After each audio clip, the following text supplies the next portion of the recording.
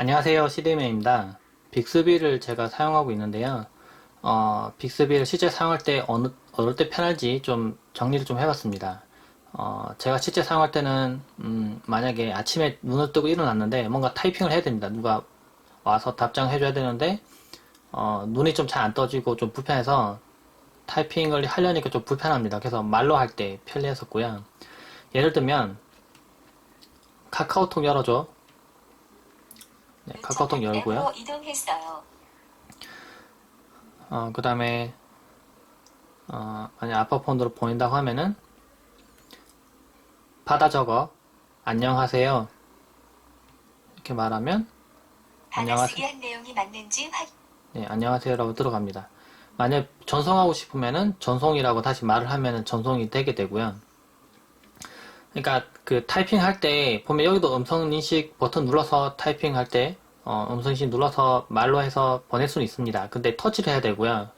근데 좀 빅스비 그러니까 갤럭시 S8에 한해서 좀 편리한 점이라고 하면은 이 왼쪽에 있는 버튼을 누르면서 말하고 떼면은 그게 인식이 됩니다. 그래서 예를 들면 처음에 말할 때 완전히 없는 상태로 말한다고 하면은 뭐 화면 꺼진 상태로 빅스비 말하면은 빅스비가 인식이 되고 그 다음에 뭐 받아 적어 말한 다음에 이렇게 말하게 돼 있는데 실제로는 그렇게 쓰는 거는 그렇게 편하지는 않았어요. 왜냐하면 주변에 누가 말을 한다거나 했을 때 그게 잘못 인식돼서 그대로 다 입력이 되는 경우가 있었거든요. 그래서 제가 누르는 순간 그때부터 떼는 순간까지만 입력이 되게 하기 위해서 좀 편리하게 이용할 수 있었고요.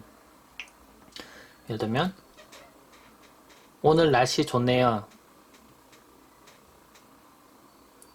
네, 오늘 날씨 좋네요 하고 딱 입력이 됩니다. 그 다음에 보내면은 보내지고요. 그 한글을 인식하는, 네, 한국말을 인식하는 속도나 아니면은 그 안정성이 상당히 좋았어요. 네, 그래서 편리했었고, 이거는 장갑을 끼고 있을 때도 또 편리해요. 예를 들면, 장갑 끼고 있어서 뭔가 이렇게 누르는 거 물론 가능하긴 하겠죠. 근데 불편해요. 이걸 하나하나 입력하려는 게. 근데 여기를 누르고, 안녕하세요. 그러면 바로 딱딱 인식이 되고 글자 입력됩니다. 파란 지붕 위에 하얀색 구름. 네, 이렇게 잘 인식을 해요. 보면 좀 조금씩 끊어서 얘기하면 더 정확하게 인식을 하고요. 가끔 잘못 인식되는 경우 있긴 한데 그럴 때는 또 이제 그 손가락 아래쪽 모양 눌러주면 또 그게 다음엔 또 잘 인식되도록 또 변경도 되고 네, 이런 점 편리했고 그리고 이건 다른 스마트폰에서 떼긴 되는 기능이긴 하지만 예를 들면 알람 맞출 때 또 편합니다. 예를 들면 뭐 5분 뒤에 만약에 뭐 깜빡하는 일이 생겨서 5분 뒤에 알람을 주게 하고 싶은 경우에는 5분 뒤에 알람 맞춰줘 하면은 지금 알람을 시간에서 설정했어요. 자동으로 5분 뒤에 시간을 맞춰서 알람을 설정해 줍니다.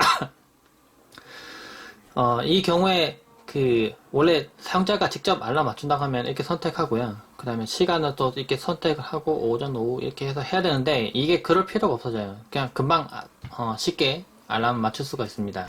그리고 리마인더도 기록해 놓을 수 있는데 예를 들면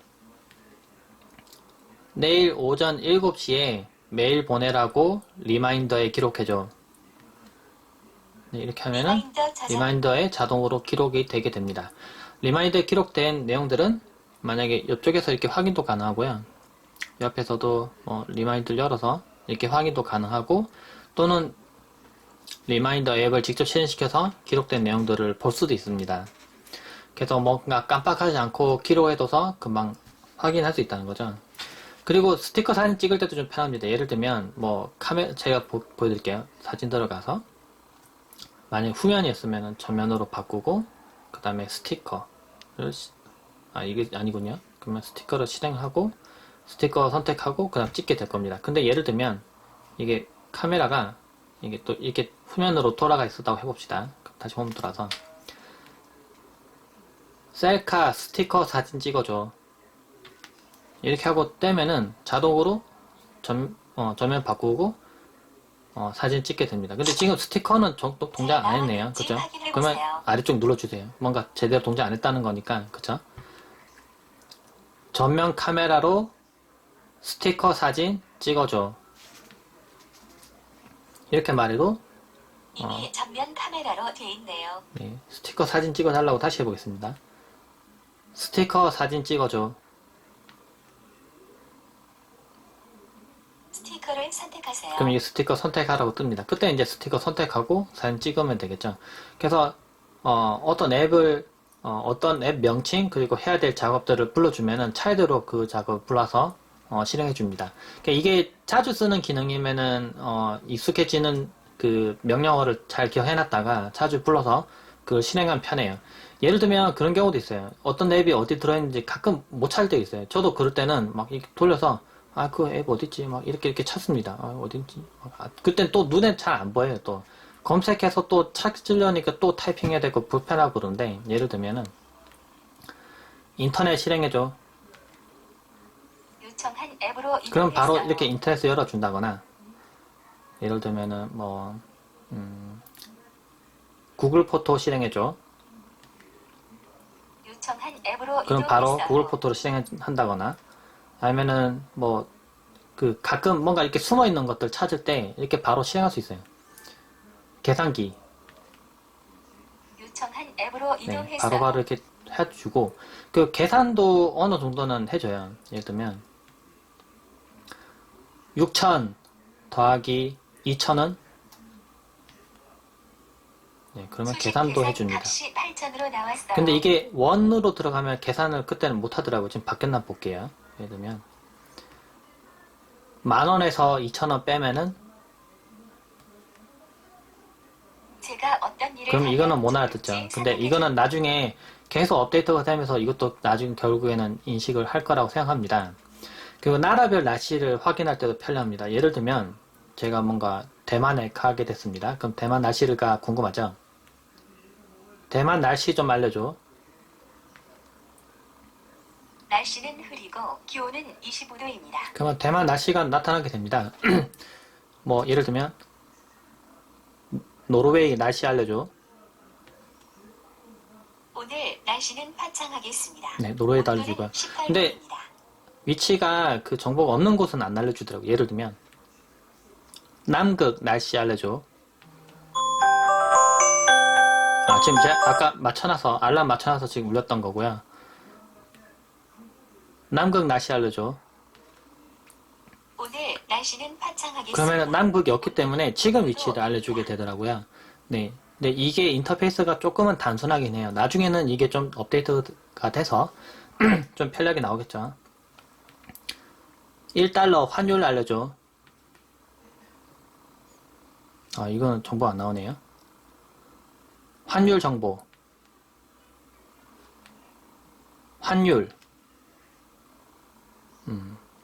이게 확인이 좀 안 됩니다. 그래서 환율 정보 같은 경우에는 환율 계산할 때는 계산을 해주더라고요. 근데 예를 들면 40달러가 우리나라 돈으로 얼마일까? 제가 어떤 일을 하면 좋을지 선택해 줄래요? 이게 다음에는 앱 이름과 함께 필요한 걸 정확한 말해주세요. 정보를 확인해주지 못했을 때는 뭔가 내용 중에서 선택하게끔 돼 있습니다. 근데 이거는 이제 업데이트가 되면은 제가 지금은 좀 아쉽다고 했지만 나중에는 분명히 바뀔 거예요. 그리고 그전 예를 들면 노래 해줘 했을 때 노래 불러줘. 대신 좋은 노래를 많이 알고 있어요. 그전에는 이게 안 됐었어요. 근데 이번에 업데이트가 되면서 이 내용 바뀌었더라고요. 그래서 저도 이제 그때 노래 불러줘 했을 때 안 돼서 이렇게 했던 거고, 대신 랩을 해줘 할 때는 랩이 되긴 되더라고요. 그전에도 됐던 거긴 하고요. 랩 해줘. 여유있게 한 벌스 들려드릴게요. 이러면은 이런 내용도 나와요. 배터리 풀. 액정 상태 관리. 그럼 잘 되면은 이렇게 손 위로 눌러주고요. 잘 안 되면 아래쪽으로 눌러주면은 이게 계속 정보가 쌓여서 기록하게 됩니다. 그리고 제가 실제 사용했을 때 제일 편리했던 거는 제 자주 사용하는 거로 쓰면 되겠죠. 근데 예를 들면 제가 어딘가 걸어가고 있었는데 장갑 끼고 있었다 해봅시다. 예를 들면 장갑 끼고 있었는데 그리고 스마트폰 들고 가고 있었고요. 근데 뭔가 사고를 당했어요. 지금 이 상황 갖다 녹화를 좀 녹음을 해놓고 싶은데 그럼 눌러서 녹음해줘. 그러면 바로 이 녹음 어플에 동작을 하고 녹음이 시작이 되게 돼요. 그래서 제가 위급한 상황일 때 뭔가 내용을 녹음하고 싶을 때 이용할 수가 있겠죠. 네.